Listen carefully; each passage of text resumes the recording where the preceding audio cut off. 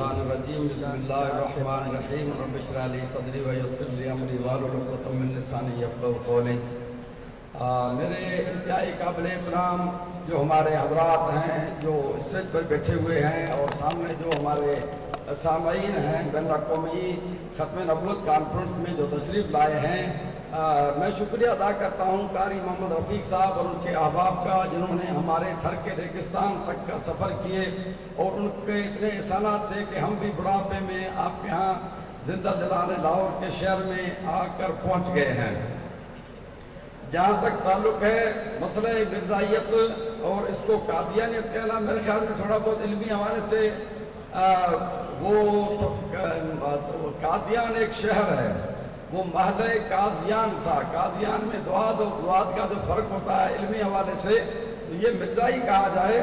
اور مرزائی اس حوالے سے کہ ہمارے استاد تھے مولانا عبدالرحیم اشعر صاحب، تو ربوہ مرحومہ میں ان کا اجتماع ہوتا تھا اور سامنے چناب دریا کے اس طرف مسلمانوں کا بڑا اجتماع ہوتا تھا، تو ایک رانگڑ بیچارہ راجپوت بھول کر وہ قادیانی ہو گیا یا مرزائی ہو گیا۔ تو اچانک جب یہ بھی انتظام کر رہے تھے تو اس کو جانا تھا ان کے اجتماع میں، تو بھول کر یہاں آ گیا۔ تو مولانا عبدالرحیم اشرف صاحب خوش مزاج آدمی تھے، تو انہوں نے کہا کہ آپ کہاں سے ہیں، کدھر سے آئے ہیں؟ تو وہ رانگڑ تھے، ان کی رانگڑی زبان بھی جانتے تھے۔ بٹھایا، کھانا کھلایا اور پوچھا کہ بھائی بات سنو، اگر ہم اپنے کسی گوٹھ میں کسی کو اپنا نمبردار بنائیں، پٹیل بنائیں، بڑا بنائیں تو اس کا معیار کیا ہے؟ تو اس رانگڑ نے فرمایا کہ وہ اگر کوئی سید سگورا ہے تو سید صاحب کا زیادہ استحقاق ہے۔ تو کہا کہ اگر سید نہیں ہے تو پھر کس کو ہم بنائیں؟ اس کے بعد کہا کہ بھائی اگر سید نہیں ہے تو پھر رانگڑ راجپوت کے بغیر کوئی جو ہے وہ اس قافلہ سالار ہو ہی نہیں سکتا۔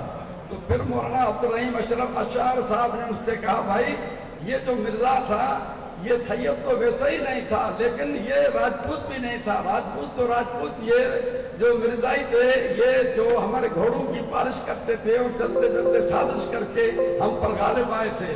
اس پر وہ قادیانیت مرزائیت سے توبہ طائب ہو گیا اور مسلمان ہو گیا۔ تو اس طرح کی یہ وسعت ظرفی چاہیے جو نواب زادہ نصر اللہ خان زیادہ یہ شعر پڑھتے تھے کہ حیات لے کے چلو، کائنات لے کے چلو، چلو تو سارے زمانے کو ساتھ لے کے چلو۔ یہ فقیر جو ہے مولانا محمد منظور ہمارے جو بزرگ تھے اور چنیوٹ کے، انہوں نے چراغ ہدایت کتاب کا مقدمہ لکھا ہے جو مولانا محمد چراغ صاحب نے لکھی تھی۔ مولانا محمد چراغ صاحب ہمارے استاد تھے جامعہ عربیہ گجرانوالہ میں۔ تو یہ جو قادیان مرزائیت کے خلاف مناظرے کرنے کا جو ایک ظہیر فاتح قادیان جس کا لقب تھا مجاہد ملت محمد حیات، ان کو یہ مناظرہ مولانا محمد چراغ صاحب نے سکھایا تھا۔ تو یہ مولانا چنیوٹی صاحب نے اس میں لکھا ہے، اور وہ مولانا چنیوٹی صاحب 4 ممبر تھے۔ یا پنجاب اسمبلی جو آپ کے سامنے ہے اس میں سن 98 میں قرارداد پیش کی کہ ربوے کا نام چناب نگر رکھا جائے۔ ان کے اندر اتنی وسعت تھی کہ پوری اسمبلی نے جو ہے وہ اتفاق رائے سے پنجاب اسمبلی نے یہ قرارداد منظور کی اور وہ چناب نگر ہو گیا۔ تو مولانا منظور احمد چنیوٹی صاحب بولا زندہ باد، مولانا منظور احمد چنیوٹی صاحب، اللہ تبارک و تعالیٰ ان کی قبر پر رحمت نصیب فرمائے۔ ہم جہاں سے آئے ہیں وہاں کا کچھ احوال ہو جائے۔ میرے بھائیوں، سب سے پہلے علامہ اقبال سامنے سوئے ہوئے ہیں، ہمیں درد دل کے ساتھ عشق رسالت مآب صلی اللہ علیہ وسلم کی جو منزل ہے اس کی طرف رواں دواں ہونا پڑے گا۔ محمد رمضان عطا نامی کوئی شاعر تھا، وہ علامہ اقبال صاحب کے پاس آیا، کہا کہ کوئی اس طرح کی ربائی مجھے دے دیجئے کہ میرا نام جو ہے وہ چمک جائے۔ انہوں نے فرمایا کہ تو یہ ربائی میں آپ کو دے رہا ہوں، جس میں ہے کہ تو غنی از ہر دو عالم من فقیر، تو غنی از ہر دو عالم من فقیر، روز معاشر عذر ہائے من پذیر، گر تو بھی بینی حسابم ناگزیر، از نگاہ مصطفیٰ از نگاہ مصطفیٰ پنہاں بگیر۔ تو یہ انداز تھا کام کرنے والے عاشقوں کا۔ تو میرے کہنے کا مقصد ہے کہ آج ہم سندھ سے، دور دراز علاقوں سے، انڈیا کے بارڈر سے، مودی کے ملک سے آ رہے ہیں، وہاں پر قادیانیوں نے نگر پارک کر بھی 46 مرکز قائم کیے ہیں جو بالکل گجرات صوبہ جو ہے جہاں کا مودی جو ہے وزیر اعلیٰ بنا تھا. اچھا وہاں الطاہر ہاسپٹل ہے, اسلام کوٹ میں ان کا ہاسپٹل بن رہا ہے. مٹھی جو ہمارا ڈسٹرکٹ ہیڈ کوارٹر ہے وہ المہدی ہاسپٹل 32 ایکڑوں پر مشتمل ہے. پھر یہ پورا علاقہ جو نوکوٹ سے لے کر عمرکوٹ تک کا ہے اس میں ناصر آباد, نسیم آباد, احمد آباد, محمد آباد, محمود آباد, نصرت آباد ایک سلسلہ ہے. جناب نگر کے بعد پورے پاکستان میں مرزائی زیادہ سے زیادہ عمرکوٹ ضلع میں رہتے ہیں.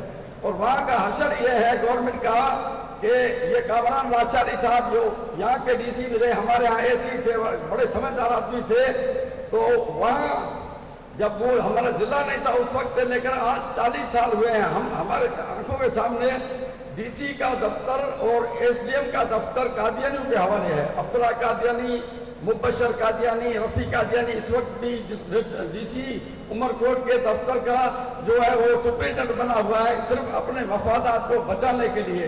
تو میرے بھائیوں یہ وہ خطہ ہے جہاں رن آف کچھ کی جنگ لگی تھی سن اپریل 65 میں, پھر 65 کی جنگ لگی تھی وہ بھی اس علاقے سے راجستھان سیکٹر سے لگی تھی, پھر 71 کی جنگ میں یہ پورے 6 تحصیل انڈیا نے قبضے کر لیے تھے.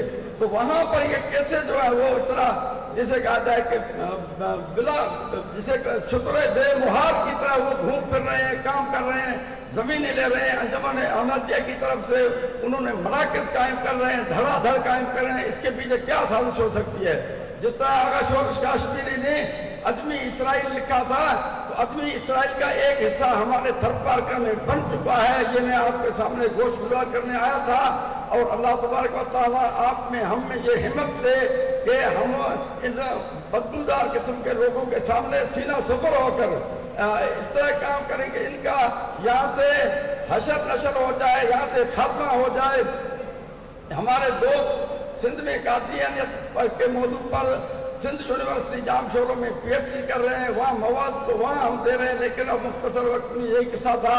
تو کوشش کیجئے کہ حیات لے کے چلو, کائنات لے کے چلو, چلو تو سارے زمانے کو ساتھ لے کے چلو, سب کے ملا کر چلنا چاہیے. امیر, غریب, سردار یا کمی کاسبی سب ساتھ ہوں گے تب جا کر یہ تاریخ جمے گی. سید ابوالحسن شاہ رضوی رحمۃ اللہ علیہ سامنے سوئے ہوئے ہیں, پیر مہر علی شاہ گولڈوی رحمۃ اللہ علیہ گولڑے میں ہیں, انہوں نے قیادت کی تھی. پیر جماعت علی شاہ صاحب رحمۃ اللہ علیہ علی پور سیدہ والے انہوں نے قیادت کی تھی, اور سید عطا شاہ بخاری سمیت سب حضرات جو ہے ان کے دست و بازو بنے تھے. اس طرح اگر ہم دست و بازو بنیں گے انٹرنیشنل ختم نبوت کے ساتھ, تو انشاءاللہ عزیز یہ تحریک جو ہے وہ دن دگنی رات دگنی ترقی کرے گی. وما علینا الا البلاغ.